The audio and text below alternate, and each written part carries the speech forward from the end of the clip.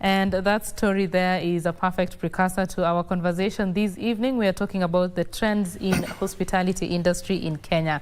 Kenya, they are targeting 7 million visitors by 2030. We want to find out, is Kenya ready? Is Kenya working towards receiving those visitors, giving them the experience that they deserve and making sure that they want to come again? We want to talk to Mike Macharia, who is the Chief Executive Officer of the Kenya Association of Hotel Keepers and Caterers, KAHC. Thank you very much for joining us. Okay, good to be here, Betty. Always a pleasure hosting you.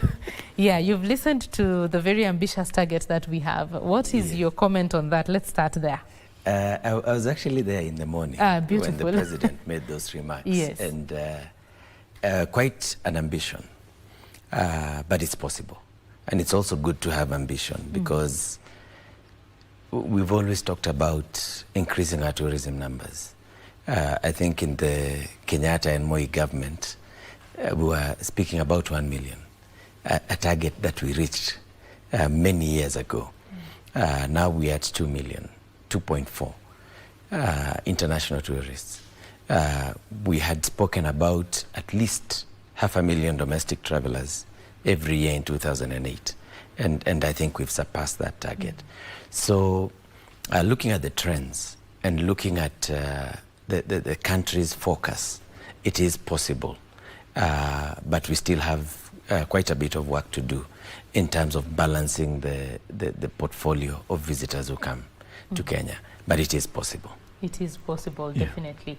And let's talk about that portfolio that you just mentioned. Yes. I mean, when you as the hotel keepers and caterers, the hospitality industry are coming up with products that are supposed to service the different clientele that you have. Yes. How do you make sure that I can come in with my $150,000 and I can come in with my 20 to 2,200, whatever it is, and still find something that speaks to my budget, but is still a good experience? 3 areas. First of all, this week, Jamhuri Week is centered on tourism, wildlife, and mice. Yes. So what does that mean? Tourism means general tourism, but wildlife and mice are also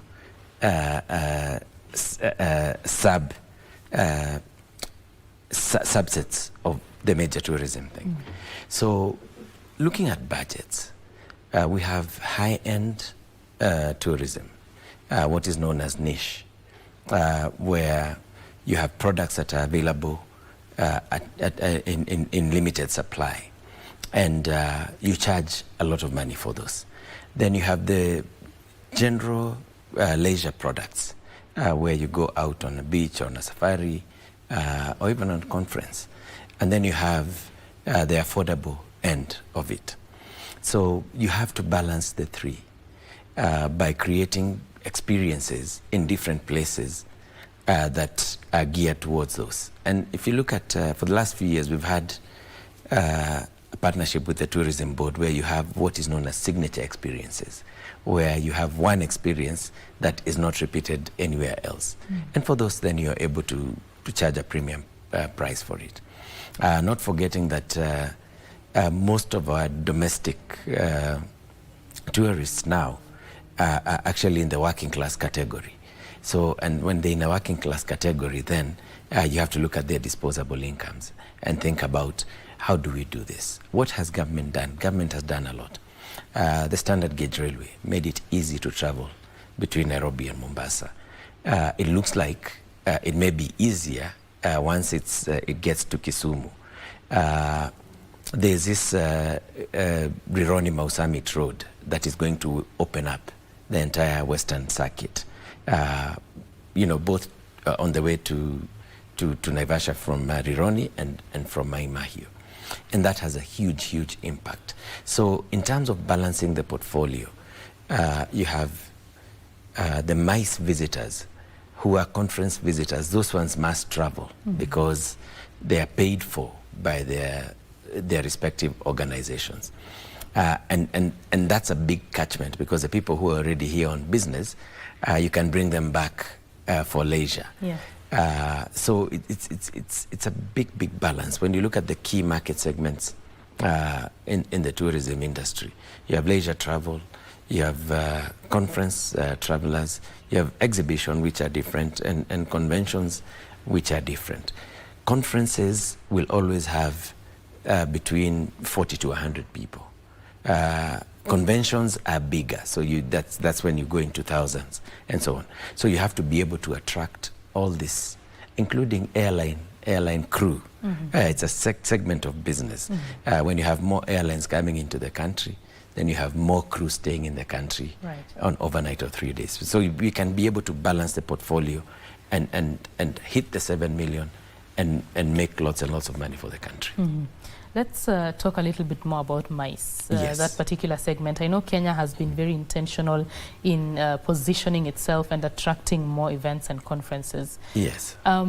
What is our capacity looking like currently? Right now, I mean, we've been able to deliver very big conferences here. Even as far back as 1982, I remember there was, I think, a Commonwealth conference here in 81, when the then Moi government appealed to people to even give their personal cars. I mean, we didn't have many cars around in the country. The facility KICC, built in 69 and opened in the early 70s. That tells you that the country had a vision for MICE. It's just that somewhere along the way, we took our eyes off the ball. And what the government now is doing is saying, look, it's 50-something years later, we must have a new conference facility. We must have a modern facility. KICC is really, really good. In fact, it's an architectural wonder. But there's a lot of dynamics that have taken place within the 50 years, and you need a modern, state-of-the-art conference facility. And this is why Bomas is a real game changer. And for the capacity that we've been told it will host, then we also, as the industry, must be ready. We must be ready with the products. We must be ready with the staff and personnel, and we must be ready with the infrastructure, particularly the road network, getting in and out of Bomas, connecting to the ring roads. It's very close to the southern bypass. The southern bypass is very close to the Rironi Mau-Summit Road, so you can see the connection between the infrastructure development and the development of the conference facility. So this is going to be a real game changer for us. And we're even calling on people to start thinking of where to invest. A hotel in Limuru won't be too far anymore. Yeah, a hotel in past in Lari won't be too far. A hotel on the way to Maimahi won't be too far, because you'll be able to get easily in and out of this big conference area. And then start thinking about our local cuisine, restaurants, Kenyan restaurants popping up around that area. When you have a big conference facility, then you have an opportunity for people to do business, and you will see the area developing. You'll see it becoming like a metropolis out of Nairobi. So it's a real big game changer for us in the industry. How is Kenya working to differentiate itself and appeal to the international visitor? Because we have countries around us, our neighbors. Yes. We share the same kind of climatic conditions. Yes. Some of them, like Tanzania, we even share they have Serengeti, we have the Masai Mara. It's the same park but different countries. Yes. And so what is Kenya doing to ensure that it is appealing to that international visitor? We've always been ahead. This is our game. Yeah. We are typically the big brother in tourism in the region, because we started so early. And our greatest asset is the investment that we made in Kenya Utalii College in 1976. Because what has happened, even as Utalii College continues churning out good quality graduates and staff, you find that other colleges have come in. In fact, even universities have come into the hospitality space. We have a lot of universities now teaching tourism and travel management. So we have a big edge in that we have the right human resources, and we continue training the human resources. Some of our neighbors actually just picked what we had done and what we wanted to do. Right. This Bombers plan has been there for about 20 years. So it's something that was there in blueprint for Kenya. Our neighbors decided to run with it ahead of us. But it's never too late. Since we are the ones who are early in the game, we still are in a very, very good position. Our name is known in terms of hospitality. I've traveled over the last few years post-COVID, and I can tell you, Betty, the service levels in countries that we used to look up to in Europe are really, really dropping. So for us, we need to keep up this service delivery that we promise to our client, the Kenyan experience, and that's the difference. Right. There has been quite some talk lately about issues of sustainability and ensuring that we are protecting the natural resources that we have, even as we invite visitors and ourselves go to see the animals that we have and the natural resources that God has blessed us with. Yes. What is the responsibility of the hospitality industry in maintaining those natural resources? First of all, we have the Environmental Management and Coordination Act, EMCA. Which was passed, I think, in the early 90s. So Kenya knew for a very long time that we needed to protect the environment. We are the host of the United Nations Environment Program here. So we understand how important the physical environment is to us as a country and to the tourism industry.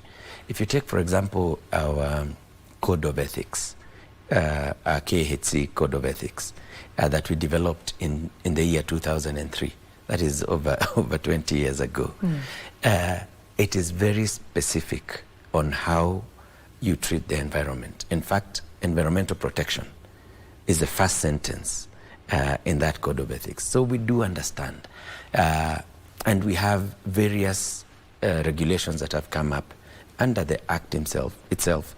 Then the National Environmental Management Authority, NEMA, is a baby of EMCA, and we do know that we need to protect the environment. Every once in a while, we hear a bit of noise here and there on places where people are not being environmentally sustainable, and once that's reported to NEMA, we let NEMA use the laws to take its course. So we are very keen on environmental protection. Yeah. Well, I would not want to go into any specifics of a court case that is ongoing right now about a specific establishment, but definitely, as you say, it is very important to ensure that we are conserving these environments that are feeding us, because they're the ones that are building the economy in the hospitality industry sector. Let's talk about the challenges. What are the challenges that the industry is facing currently? Our greatest challenge is how to get more people in here. And we've been speaking to government to give us more air access. And when we say air access, I think we've discussed this here before, Betty. We have markets that we have not yet reached in Eastern Europe. And there are certain air carriers, that can deliver those passengers from Eastern Europe. We have the regional side of air access. Just East Africa alone, the potential is about 2 million tourists per year. Just East Africa alone, just taking the East African countries. And we need to find a way to encourage more flights into Jomo Kenyatta, into Mombasa International, and Kisumu. I'm very pleased to tell you that there is one of the local airlines who have decided to venture from Kisumu into Entebbe. Yeah. So if you're now flying from Entebbe to Kisumu, you don't need to come to Nairobi first. Yeah, because Right. you go zigzag. So there's an airline that's launching on Monday. I don't want to take the thunder off them, but they'll be telling us.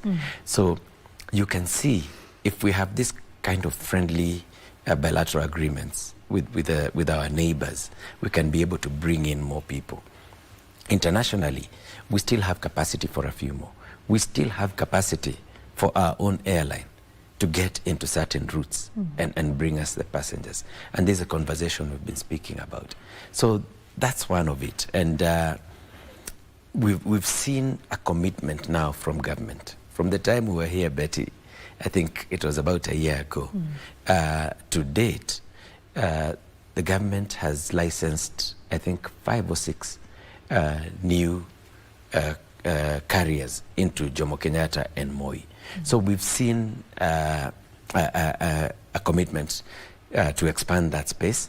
We don't want a free for all, what people would refer to as open skies. We don't want a free for all where anybody and everybody can fly into our airspace.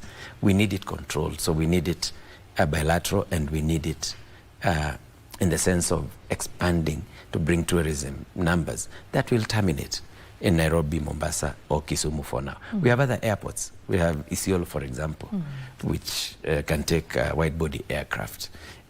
We have Malindi down at the coast, and we have Eldoret. So, but for now, if we can concentrate on Jomo Kenyatta, Moi, Kisumu, and Malindi, it will be a major step. Right. And it's interesting, you mentioned the issue of the regional struggles that we have in bringing more people in. And even Kenyans actually just going out into those markets because, as we said, travel across Africa is it's expensive and it's very difficult. You know, getting out of the continent to come back to the continent. So would that be a good thing if we opened up African countries? Because maybe I can drive, you know, to a neighboring country, tour for 2 days and just come back by road. Would that make things easier? It would make it very easier. And this is not new. There's the Yamoussoukro Declaration that guides on how to move across Africa. If you want to go to Mozambique today, it's very difficult. Even getting to Dodoma in Tanzania, from Nairobi, it can take you even 2 days. So we need to look at those documents. We need to also look at the commercial side of it. So if you're an airline, is it commercially viable that you get into this route? And how do we make it commercially viable? We make it commercially viable by first investing in tourism facilities there. Then the airlines will have a reason to go there. Rwanda is back from Kigali directly to Mombasa. When we worked with the East African tourism platform to market the East Africa region as one, we saw an opening up of Rwandans and Ugandans going to Diani for weddings and parties. And you know, a typical Ugandan wedding can take a week. So you have a captive crowd in one hotel, about 200 people there for a week. And it's easy for them.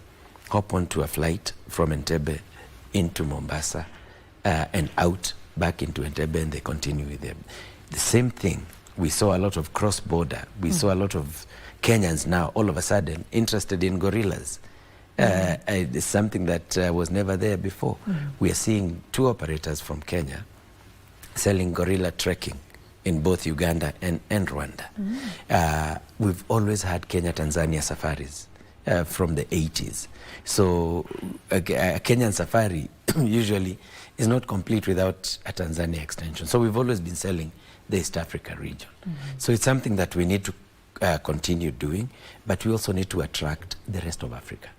We have West Africa, which is huge. We have South Africa.